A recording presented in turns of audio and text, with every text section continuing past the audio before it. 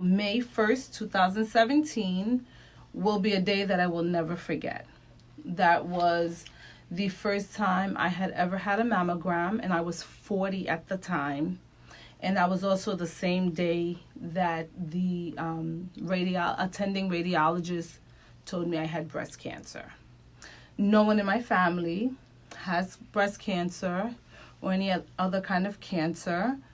And the moment I found out, I automatically thought it was a death sentence.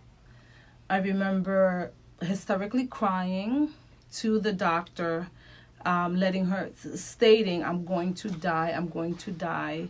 I have a small child, oh my God, I'm going to die.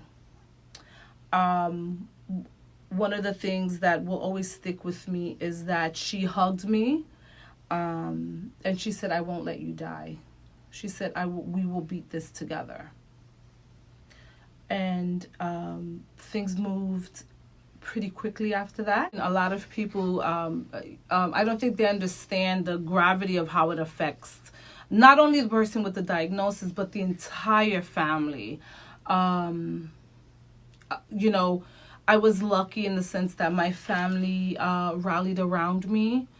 My father, I had been estranged from, as soon as he heard that I had breast cancer, he immediately called me and said, you know what, let's put whatever it is behind you, and I'm there for you. And he was also present throughout the treatment, the surgery, the reconstruction, moving forward. In fact, because of that, we now have a better relationship, father-daughter relationship. My mother was my rock, and my sister as well. My mom attended every single chemo treatment with me, which was 6 months. It was 4 times a week, every week for 6 months. And my mother was there every single day. My son was 3 at the time, and now he's 8. He still remembers, the time where he says mommy was, lost all her hair, and mommy was very, very sick. Mommy was very, very weak. He still brings that up. That's a sore subject for him, because he said he was so scared during that time, and he's still scared today that mommy will become sick again. But, not only my life was impacted, but honestly, the lives of my entire family. I was getting calls from all my family. People would just, send me text message. Family members and friends would send me text messages of hope, and that they're praying for me, and that they're providing positive energy for me, and so forth. It impacts everyone around you, every person you've touched in your life, when they find out that, you've been diagnosed, whether it's breast cancer or another type of cancer. I was fortunate enough to have people rally around me during that time. It was extremely, extremely difficult for me, but having the support that I had during that process, it helped. So everyone varies what remission is. Some people say it's the day you have the surgery. Some people say it's 3 years after, 5 years after.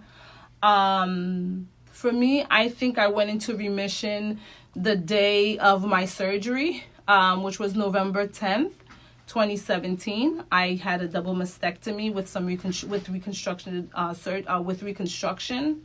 So for me, that was my day of remission. Now, what a lot of people don't often talk about is what happens during that time, right? You no longer have this cancer in your body. Chemo treatment is over.